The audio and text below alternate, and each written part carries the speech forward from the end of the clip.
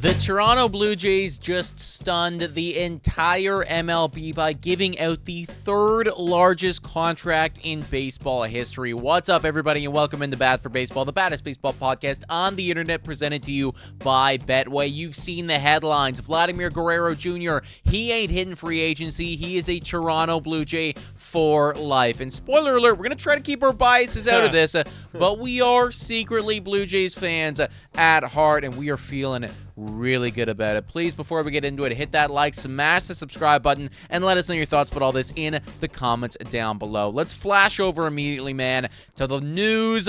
Vladimir Guerrero Jr., 14 years, $500 million. He's a Toronto Blue Jay forever. Yes, he is. Yes, he is. We spent the whole morning talking about Vladimir Guerrero Jr. from a Blue Jay fan perspective, but now we get to look at it from a baseball perspective. And first things first, 14 years, $500 million. Right now, happening after just 1 week of baseball, after the whole thing that went down of, I have a deadline and you didn't reach what I wanted, so now I'm hitting free agency, and now I'm not negotiating. Clearly that wasn't true. Clearly that was just a leverage tactic to get the Blue Jays to give him exactly what he wants. Thoughts on $500 million for 14 years, which averages it out, average annual value, to $35.7 million per year for a guy who, he's been great. He's had some down years, but still, for that kind of player. So here's the thing, okay? I am going to do my best to take the bias out of here, Toronto Blue Jays fandom. And I'm going to tell you guys right now, just pound for pound, in a vacuum, I do believe that this is an overpay. Now, this is just from the production that he provides on the field. I think that it is too much money for what Vladimir Guerrero Jr. is going to inevitably do. However, there's going to be inflation.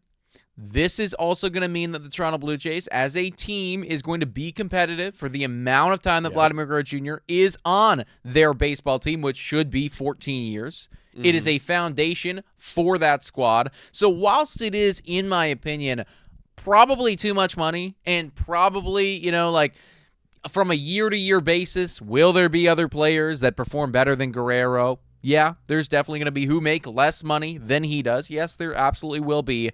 I still think it is worth it when you factor in everything else. Yeah, and you got to also factor in the Toronto Blue Jays, and totally as non-biased right here, the Blue Jays have no success bringing in major superstars to the city of Toronto. They try and they fail. They keep trying, and you've had a couple wins like George Springer, and maybe you had Hyun-Jin Ryu many years ago, and Kevin Gausman, but there was something to be built off of that foundation, of that roster right there, to convince those guys. After 2026, even after this season, there was no foundation. There was no Vladimir Guerrero Jr. until they locked him in. And they needed to, because you had a guy finally who had, who's a very talented player who was going to go for $400, $500, maybe even $600 million if he hits free agency.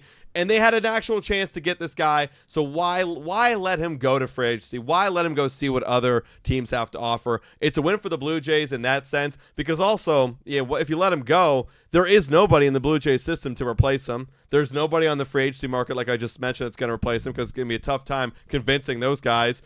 This is a win. It's mostly a must sign, and that's why they had to overpay a little bit, because they needed it. Yeah, exactly, it right? secures their future. And ultimately, too, you got to think about some of that competition when you hit free agency. Boston would have been in the mix. New York could have been in the mix as well. Maybe Steve Cohen goes insane mode and Juan Soto's bring my buddy over here.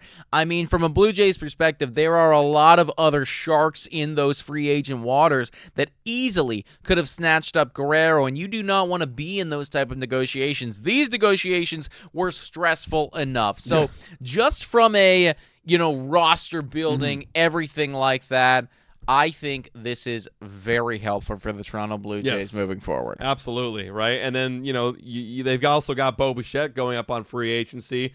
Well, they can still do that. When you look at the Toronto Blue Jays, guys, if you haven't been noticing, the Blue Jays have been paying a lot of money to a lot of different people right now. When you take a look at their total contracts right here, there's a lot of open contracts right here in 2027, so there's a lot of money still to be dished out for the Blue Jays. They're built up for the next 2 years. This is where their window could open up, so maybe a Bo Bichette they have for the Blue Jays. But honestly, from the Blue Jays perspective, great move by them to go get him. And honestly, from Vladdy, dude, you got paid a great bag, and you should be more than happy and being in Toronto for the rest of your career. 100%, dude. Now, obviously, this is an extension, so they're not adding anything to their team right now, but there's got to be some element of momentum. Blue Jays 5-5 right now. Try to take your bias out of it as much as possible. Like, is this a team? Now, again, 14 years, you can have multiple different windows. Yeah. Is this a team that you think can compete in this window right now, today, in the AL East where the Boston Red Sox are starting to surge, in the AL East where the Yankees are hitting home runs at what feels like will, in the AL East where eventually Baltimore is going to get Gunnar Henderson back and presumably going to end up being very good? Like, it's a very slim chance that they dominate in the AL East. It's a very tough division right now. I mean, okay, you extend Vlad. That's awesome. Blue Jay fans love it, and the Blue Jays love it. But nothing actually changed about the makeup of your team. There's still, a wild card for the wild card. Like, if they'd be hopeful to go and make playoffs with this current roster. But what changes now is that conversation at the deadline. Now it's not, okay, maybe we sell off all our one-year pieces and we go and rebuild and retool because we don't know what's going to happen in the future. No, you're in it now. You look at the guys that they have locked down now for a long time. It's Barrios, Kirk, Santander, Jimenez that they traded for. Now Guerrero. That's a five-guy core right there for the next 3 to 4 to 5 years. For Vladdy's sake, it's 14.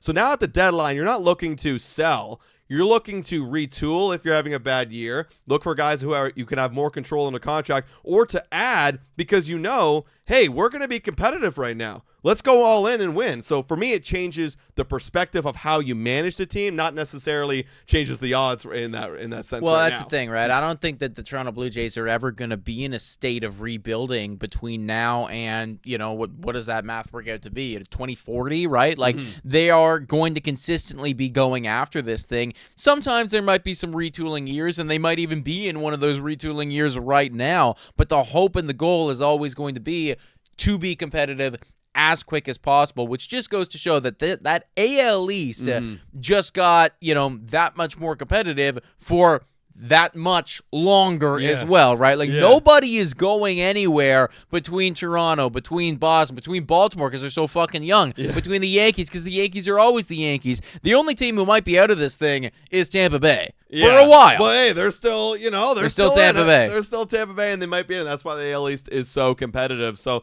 hey, good. Again, to cap up that conversation, hey, good signing by the Jays, good signing by Guerrero. Now, looking at the rest of the MLB free agents coming up, Vladdy was the dude, but there's one still of them, one of the dudes. But now everyone seems to forget about this guy. Kyle Tucker now stands alone at the top of the free agent class right here. We're looking at right now.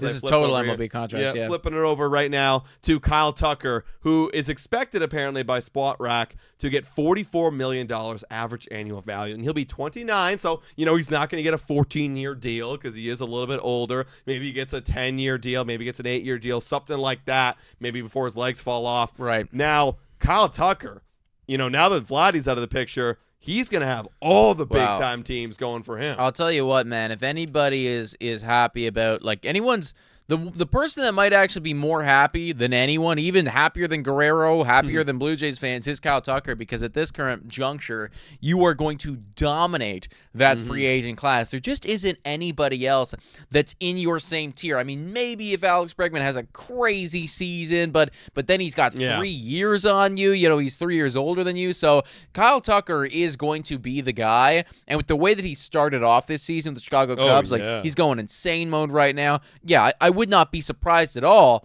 if you're looking at a 10-year deal that's right up there with Guerrero, right? You got $500 million. Now the going rate for these freaking superstars is just turning into this ridiculous sums of money. He's not Shohei Ohtani, so he's not going to get to 700, but would anybody be, like, really that stunned if Kyle Tucker comes out here, finishes top 5 in MVP, and then ends up with a 10-year, $500 million deal? Or even he's got to beat Ohtani and Juan Soto, but, ending up in top 3, maybe even winning the MVP, depending if he's healthy, right? He's sure, yeah. Right, and again, looking at the rest of the contracts right here, where would Kyle Tucker fit into this market right now? Because they're projecting out $44 million. Is he better than Alex Bregman per year? Right, and they're similar ages too, right? Bregman 30 years old, he'll be 29, but for a guy in the middle of his prime, because you got Guerrero, he signed before his prime, so it's a little bit different for the total length. Yeah. But for a guy in the middle of his prime, if you want to punch in your ticket, You know, what's, $45 million for 10 years? That's $450 million. Yeah. Maybe someone goes crazy and gives him 50, right? Well, that's what I was just saying, right? Like, I wouldn't be shocked if he ends up with right around Guerrero's total value. $500 million, 10-year deal, matching Juan Soto. Because, Juan Soto's obviously a generational talent with the walks, but you got Kyle Tucker with the stolen bases. Sure. You know what I mean? Like, he's a complete 5-hole A lot of power player. there, too. A lot of power. Like, if he goes nuclear, why not? He's got to prove it, though. Yeah, I mean, it goes to show that some of these top tier talents are like the price is going through the roof. So honestly, there is a large community out there that's saying Blue Jays overpaid, Blue Jays went crazy. I don't think that they really did, though. Just factoring in that free agency is nuts, and had Guerrero gone insane mode, I mean, he might have been getting so much more. But kind of a shocking extension to happen 10 games into the regular season, folks. You guys let us know what you think about all this in the comments down below. Was this the right move for the Toronto Blue Jays? Do they have a chance to compete this year? Or should they let him walk and go in a different direction? Let us know down below. Yeah, let us know, guys. And, hey, if you want to bet on a Vladdy homer tonight because he's feeling pumped up, he got the bag. For tonight's game against the Boston Red Sox, Vladdy over odds, all he has to do is hit 1, is ×6. That's a lot better than it was a week ago, which was like 4.8. ×6. I think I might take that, man. Shout out to Betway, everybody. Hop on to Betway. 6 times your money for a Guerrero home run. Fenway Park. He dominates Fenway Park. Yep. Just got $500 million. Wants to prove something right here. Feeling good about himself. Against a young pitcher who's had like 4 or 5 starts. Let's go. Give me Vladdy 1 home run tonight, everybody. Thank you so much for watching. Hit the like, smash the subscribe button. We will catch you in the next one. Cheers.